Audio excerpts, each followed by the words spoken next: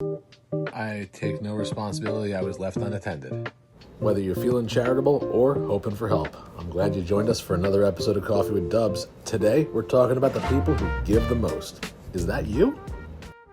There's something that happens when you're an artist, a maker, or a small business owner that people don't always think about.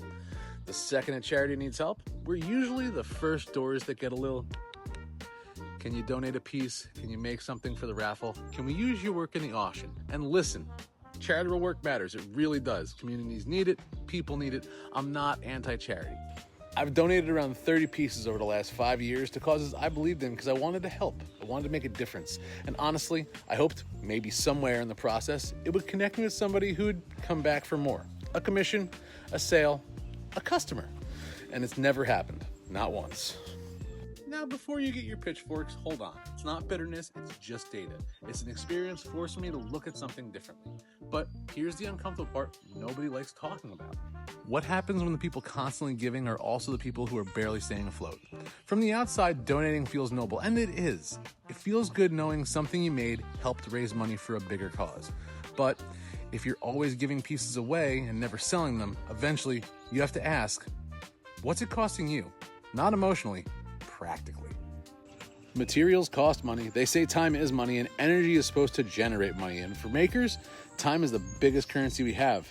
Every piece we donate isn't just an object. It's hours of labor, it's supplies, it's mental energy, it's life spent creating something that leaves our hands without ever supporting the hands that made it. And that's the part people overlook. So my friend Joe made this incredible piece that recently got donated to a local charity, and it did great. It brought in a lot of real money for the cause, and that's a win. But afterward, like most artists, he walked away feeling a little empty. Not because he wanted a profit, but because he realized something. He spent all that time, all that effort, all that talent, and once again, his work existed as a giveaway instead of part of a sustainable business. It wears on your soul. And I know somebody's going to hear this and say, that's how charity works, Dubs. Yeah, maybe. But charities are supposed to help people, not quietly drain the people trying to help them. I'm not saying artists should make a profit from donations. That misses the point completely. What I'm saying is that maybe there's room for balance. Maybe covering material costs isn't selfish. Maybe making sure the marker isn't losing money to help raise money is part of the ethical equation. Because if one side is always giving and the other side is always benefiting, you eventually have to start asking the hard questions. Not because you're being greedy, but because you're paying attention. And that's part of protecting your spark. I talk about it all the time because creators burn out differently. We don't run out of ideas, we run out of fuel. We run out of energy watching our work get consumed without sustainability behind it. That's what kills it. Not a lack of passion, a lack of support. Artists are idealists. We want to change things. We want to inspire people. We want to contribute. We're not built for endless sacrifice. We're not factories, not machines. Most of us are quirky, weird, emotional, and wired differently than everybody else. We see things sideways.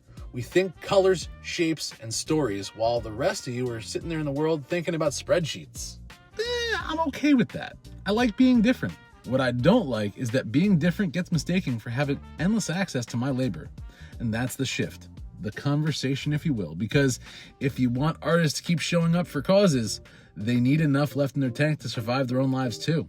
They need enough to keep creating, enough to keep going, enough to protect the thing inside them that made them want to give in the first place.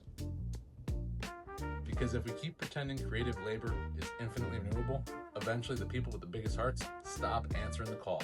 Not because they stop caring, but because they can't afford it anymore. And that's worth thinking about. So, take care of yourselves. Thanks for joining me, and I'll see you tomorrow for another episode of Coffee with Dubs. I'm out of here.